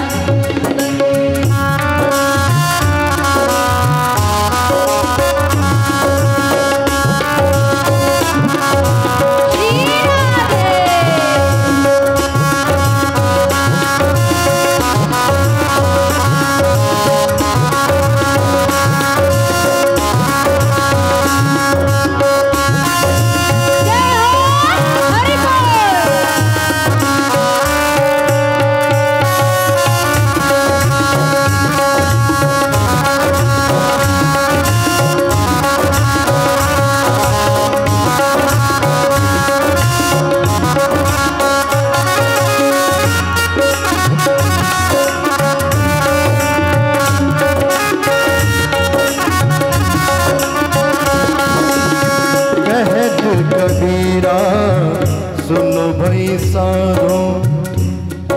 कबीरा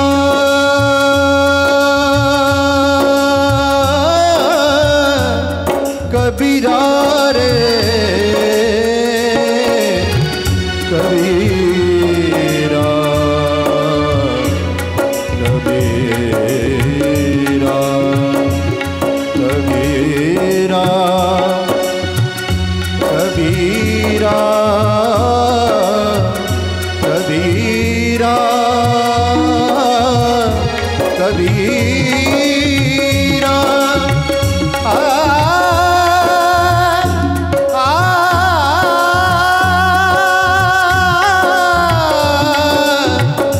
कबीरा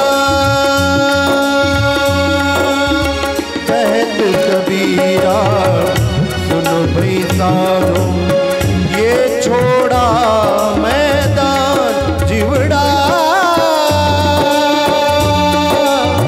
2 दिन का मेहमान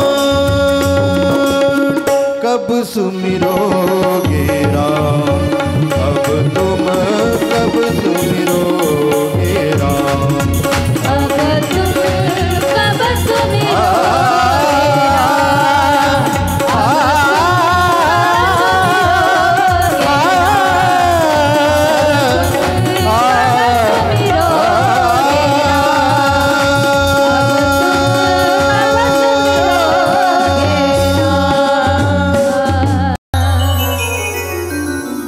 गौकर्ण आपल्या पिताश्रींना उपदेश करतात आणि सांगतात, पिताश्री, आजपर्यंत बाल्यकालपासून आतापर्यंत तुम्ही केवळ नको त्या सुखाच्या मागे धावलात आणि या मायेमध्ये गुरफटून राहिलात. परंतु खरं सांगू का, इथे वास्तविक कोणी कोणाचा पुत्र नाही, कोणी कोणाचा पिता नाही. आपण सर्व त्या ईश्वराचे आत्मे आहोत.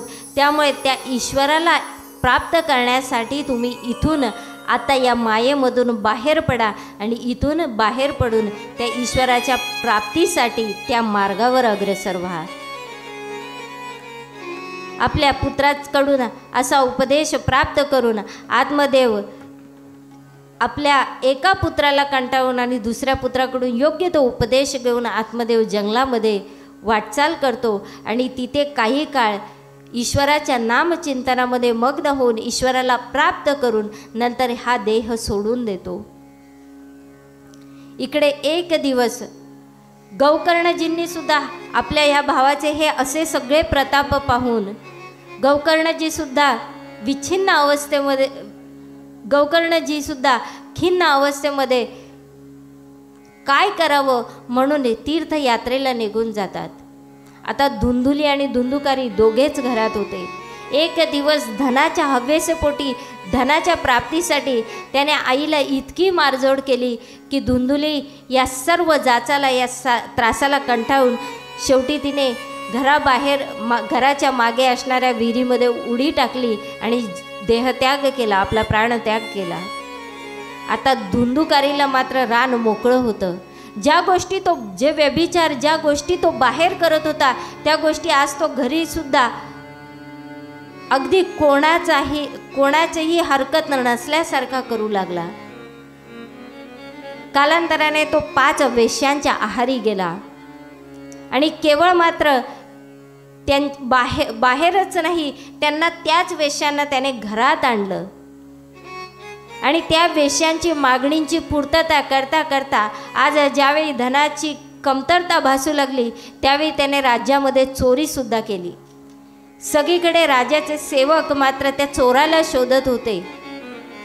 आता या 5ही एक दिवस रात्री कालमध्ये चोरी केलेलं, राजगृही चोरी केलेलं धन आणून त्या 5 वेश्यांना दिल्यानंतर धुंदुकारी ज्यावेळी विलासतीने झोपला होता, शयन करत होता, त्यावेळी या 5ही वेश्यांनी विचार केला की जर हा आपल्यासाठी चोरी करतोय आणि राजाचे शिपाई सर्वदूर त्या चोराला शोधतायत, जर हा पकडला गेला तर आपलीसुद्धा काही खैर नाही. म्हणून याला काहीतरी युक्ती करावी लागेल आणि आपल्याला सही सलामत इकडून सुटलो पाहिजे. म्हणून त्यांनी एक युक्ती केली. रात्रीच्याच झोपेमध्ये असतानाच धुंदुकारीला मारण्याचा प्रयत्न केला. त्याने खूप कष्टाने त्याला मारण्याचा प्रयत्न केला, काही केलं, धुंदुकारी मरत नाही आहे म्हणून मुखामध्ये जळते निखारे ठेवले आणि धुंदुकारीने तडपून तडपून आपला प्राणत्याग केला. आणि त्यानंतर अनेक कुकर्म केल्यामुळे धुंदुकारी मात्र प्रेत योनीला प्राप्त झाला. इकडे गोकर्णजी जे तीर्थयात्रा बराच काळ व्यतीत झाला, तीर्थयात्रा करून गोकर्णजी जेव्हा पुन्हा घराकडे आले, घराची दुर्दशा झाली होती, परंतु तरीसुद्धा गोकर्णजी अंगणामध्ये एक दिवस अंगणामध्ये झोपलेले विश्राम करत होते. त्याचवेळी एक चित्र विचित्र आकृती त्यांच्या समोर प्रकट होऊ लागली आणि चित्र विचित्र आवाज करू लागली. गोकर्णजी जागे झाले आणि म्हणू लागले, अरे कोण आहे? पुन्हा एकदा चित्र विचित्र आवाज येऊ लागले. त्यावेळी गोकर्णजींनी एक जोरदार आरोळी ठोकली आणि म्हणू लागले, अरे कोण आहे? जर हिम्मत असेल तर समोर या. त्यावेळी एक आवाज मात्र गोकर्णजींना ऐकू आला की बंधू, मी तुमचा भ्राता धुंदुकारी. गोकर्णजी म्हणू लागले, धुंदुकारी? आणि ती चित्र विचित्र कशी बशी आकृती धारण करून धुंदुकारी त्यांच्या समोर प्रकट झाला. अर्थात आकृती इतकी अचल होती की ती काही केल्या आकृती अशा प्रकारे होती, अस्थिर अशी आकृती होती, कळत नाही आहे. परंतु तरीसुद्धा गोकर्णजींनी प्रश्न केला, अरे धुंदुकारी भ्राता, तुझी ही अवस्था नक्की कशी झाली? त्यावेळी धुंदुकारीने सांगितलं की मला अशा प्रकारे त्या वेश्याने मारलं, मला माझा देह तडपून तडपून सोडावा लागला, त्यामुळे आता मी प्रेत योनीला प्राप्त झालेलो आहे. गोकर्णजींनी सुद्धा अंतर्जगतामध्ये थोडंसं ध्यानावस्थेमध्ये उतरून पाहिलं आणि ते म्हणू लागले की अगदी योग्य आहे, कारण तुझे कुकर्मामुळेच तुला ही योनी प्राप्त झालेली आहे. त्यावेळी पुन्हा एकदा ती विचित्र विचित्र आकृती म्हणू लागली की भ्राता, कृपा करून मला ही योनी खूप त्रासदायक आहे, या योनीमधून मला मुक्तता प्रदान करा. ही प्रेत योनी आहे ना, या योनीमध्ये कसलंच काहीच करण्याचं स्वातंत्र्य नाही, अत्यंत क्लेशदायक आणि कष्टदायक ही योनी आहे. कृपा करून माझं या प्रेत योनीमधून मुक्ती करा भ्राता, काहीतरी उपाय करा. गोकर्णजी म्हणू लागले, ज्यावेळी तुम्ही मेलात हे वार्ता मला कळाली, त्यानंतर मी गयेला आणि काशीला सगळीकडे तुमचं श्राद्ध केलं होतं, तुमच्यासाठी तर्पण केलं होतं, परंतु तरीसुद्धा तुम्हाला मुक्ती मिळत नाही. याचा अर्थ तुमचे कर्म फारच बलवान आहेत.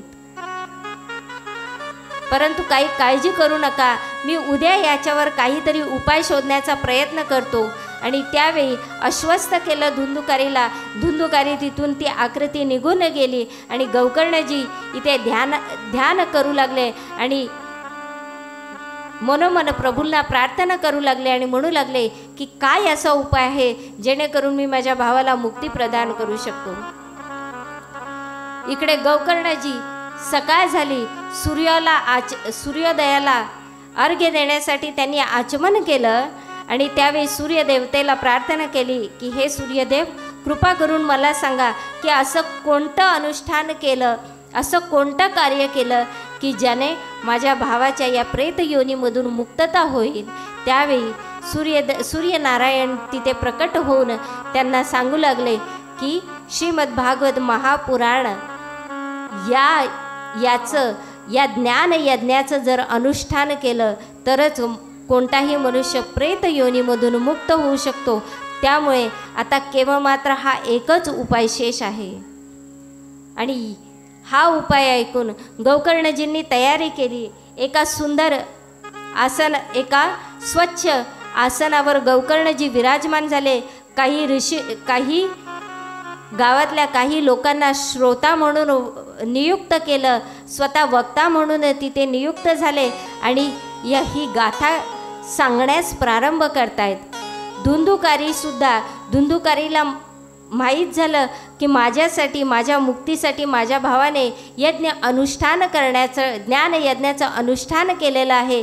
त्यामुळे तिकडे 7 गाठी असलेल्या वेळूच्या सगळ्यात शेवटच्या गाठीमध्ये आकार नसल्यामुळे त्या गाठीमध्ये किंवा त्या एका छिद्रामध्ये जाऊन धुंदुकारी तिथे आसनस्थ झाला आणि ही गाथा ऐकायला सुरुवात केली. गौकर्णजींनी ही संपूर्ण गाथा ज्यावेळी सांगितली त्यावेळी ज्यावेळी हा यज्ञ ज्ञानयज्ञ अनुष्ठान पूर्ण होतो त्यावेळी प्रत्येक दिवशी 7 दिवसाच्या सप्ताह विधीने केलेल्या या यज्ञ अनुष्ठानाच्या प्रत्येक दिवशी एक एक गाठ त्या वेळूची एक एक गाठ फुटू लागली आणि अंततः 7व्या दिवशी शेवटची गाठ फुटली आणि सुंदर असं शरीर प्राप्त धुंदुकारीला झालं आणि करबद्ध होऊन धुंदुकारी गौकर्णजींच्या समोर उभे आहेत. साक्षात प्रभूंचे पार्षद धुंदुकारीला न्यायला आले आणि धुंदुकारीची या प्रेत योनीमधून मुक्तता होते. परंतु इथे गौकर्णजींना एक प्रश्न पडला आणि त्यावेळी प्रभूंच्या पार्षदांना त्यांनी विचारलं की माझ्या भावाप्रमाणेच ही गाथा सगळ्यांनी ऐकली, मग सगळ्यांना तुम्ही न्यायला का नाही आलात, केवळ मात्र धुंदुकारीलाच न्यायला का आलात. त्यावेळी पार्षदांनी सांगितलं, ज्या तन्मयतेने ही गाथा धुंदुकारीने ऐकलं त्याच तन्मयतेने जेव्हा हे सर्व गावकरी ही गाथा ऐकतील त्यावेळी आम्हीसुद्धा त्यांना प्रभूंच्या धामाला त्यावेळी पुन्हा एकदा आम्ही या सगळ्यांना प्रभूंच्या धामाला घेऊन जाण्यासाठी येऊ. कालांतराने पुन्हा एकदा यज्ञ अनुष्ठान झालं आणि सर्व गावकरी ज्यांनी तन्मयतेने पुन्हा ही गाथा श्रवण केली या सगळ्यांना प्रभूंचा धाम प्राप्त होतं. सर्वजण आपापल्या धामाला निघून जातात. इथे हे श्रीमद भागवत महापुराण याचं महात्म्य जे आहे या गाथेचं महात्म्य इथेच समाप्त होतं. वास्तविक जर पाहिलं तर प्रेत योनीमधून अत्यंत कष्टदायी आणि क्लेशदायी असणाऱ्या प्रेत योनीमधून सुद्धा मुक्ती जर कोणी प्रदान करत असेल तर ती ही गाथा आहे श्रीमद भागवत महापुराण. जर धुंदुकारी या उपाख्यांचा जर आपण थोडासा विचार केला तर काय आहे, आत्मदेव नावाचा ब्राह्मण हे संपूर्ण जे धर्मशास्त्र ग्रंथ जे रचित केलेले आहेत ना हे आपल्या जीवनाशी निगडीत आहेत. विचार जर केला तर तुंगभद्रा म्हणजे काय, तुंग म्हणजे अत्यंत आणि भद्रा म्हणजे कल्याणकारी. तुंगभद्रा म्हणजे जे श्रेष्ठ अत्यंत कल्याणकारी आहे ते म्हणजे एकच आहे आणि ते म्हणजे हे मनुष्य शरीर. आणि आत्मदेव म्हणजे त्या तुंगभद्रा नदीच्या किनारी जे वसलेले हे जे शरीर आहे त्या तिथे वास्तव्य करणारा आत्मदेव म्हणजे तो आत्मा, तो ब्राह्मण आहे. धुंदुली म्हणजे काय आहे तर धुंदुली म्हणजे मनुष्याच्या बुद्धीचं प्रतीक आहे. कारण बुद्धी तर्क आणि वितर्क देत असते. धुंदुलीचा स्वभाव सुद्धा तसाच होता. आणि आत्मा प्रत्येक वेळी काय होतं की बुद्धीचं ज्यावेळी ऐकलं तर आत्मा ज्यावेळी बुद्धीचा पगडा जास्त असतो, तर्क वितर्क करणारी बुद्धी ज्यावेळी जास्त श्रेयस्कर असते त्यावेळी मात्र आत्मा स्वतःचं कल्याण न साधता धुंदुलीला शरण जातो, बुद्धीचं ऐकतो. त्यावेळी काय होतं, जीवनामध्ये महात्मे प्रत्येक वेळी भेटत असतात आणि महात्मे ईश्वराचा कृपारूपी प्रसाद, तो फलस्वरूप प्रसादसुद्धा आपल्याला देतात. परंतु जर मनुष्याने सात्विक वृत्ती धारण केली तर सात्विक वृत्तीचं प्रतीक म्हणजे गाय आहे. जर मनुष्याने सात्विक वृत्ती धारण केली तर मात्र विचाररूपी जे फळ प्राप्त होतं, कर्मरूपी जे फळ प्राप्त होतं ते गोकर्णजींसारखं संस्कारित फळ पुत्र प्राप्त होतो किंवा तसं फळ मिळतं. आणि जर तर्क आणि कुतर्क करणाऱ्या बुद्धीचा जर संग झाला, ती जर आपल्या आत्म्याच्या आवाजापेक्षा जर वरचढ ठरली तर धुंदुकारी नामक विषयांमध्ये ग्रासलेल्या विचारांचा कर्मांचा जन्म होतो. आणि आपले कर्म ज्यावेळी विषय विकार रूपी 5 विषयांच्या आहारी, त्या 5 वेश्या म्हणजे 5 विषय आहेत. ज्यावेळी मनुष्य 5 विषयांच्या आहारी जातो त्यावेळी मनुष्याला कोणतं कर्म योग्य अयोग्य काहीच कळत नाही. धुंदुकारी अगदी त्याचप्रमाणे होता. आणि यानंतर जसं मनुष्याचे कर्म असतील त्यानुसारच त्याला पुढची योनी पुढचा देह प्राप्त होतो. म्हणून धुंदुकारी त्याच्या कर्मगतीनुसार त्याला प्रेत योनी प्राप्त झाली. परंतु ही गाथा ज्यावेळी तन्मयतेने ऐकली, अर्थात धुंदुकारी चंचल प्रेत योनी, प्रेत हे चंचल स्वभावाचे असतात आणि धुंदुकारी म्हणजे मन आहे. प्रेत योनी चंचल असते, मन किती चंचल आहे. आणि चंचल असणाऱ्या धुंदुकारीने एका जागी स्थिर होऊन तन्मयतेने ज्यावेळी श्रीमद भागवत महापुराण रूपी गाथा मनामध्ये ज्यावेळी आचरण तिचं केलं त्यावेळी तो मुक्त झाला.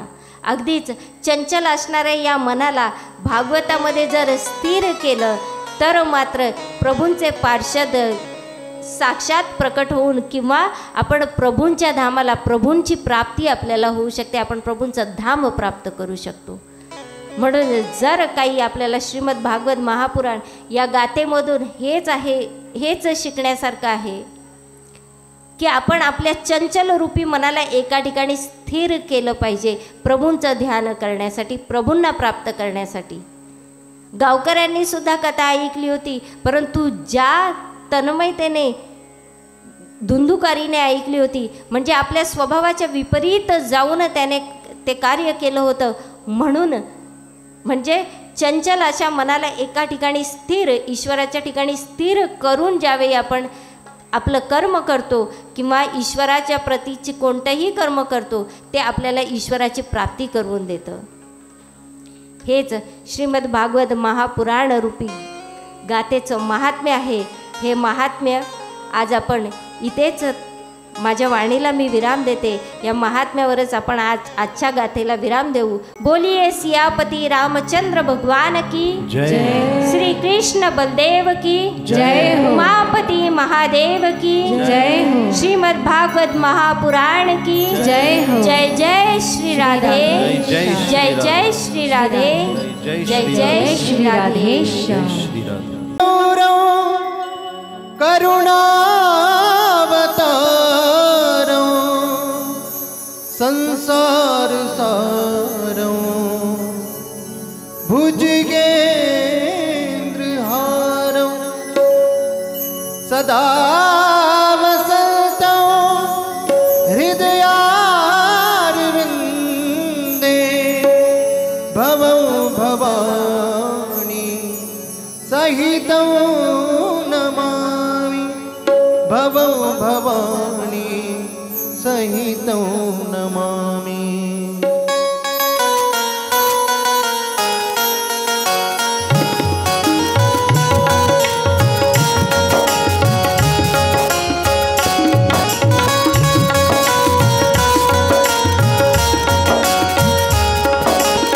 जय हो जय श्री भागवता करूं तुझ भगवंता. जय हो जय श्री भागवता.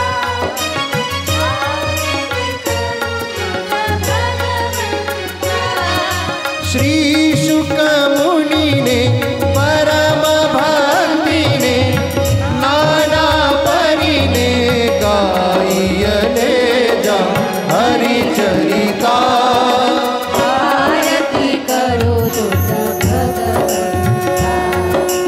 जय हो जय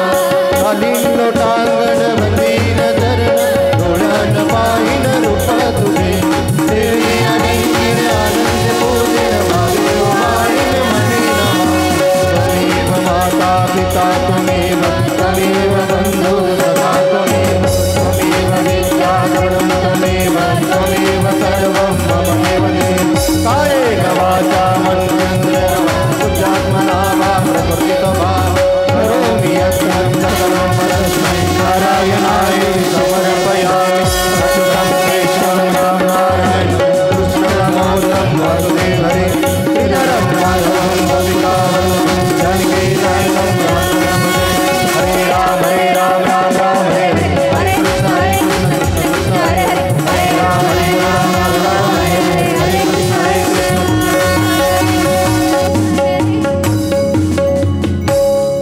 पुंडलिका वरदे हरि विठ्ठल श्री ज्ञानदेव तुकाराम पंढरीनाथ भगवान की जय माऊली ज्ञानेश्वर महाराज की जय जगद्गुरु तुकाराम महाराज की जय गोपाल कृष्ण भगवान की जय श्रीमद् भागवत महापुराण की जय राधा रानी सरकार की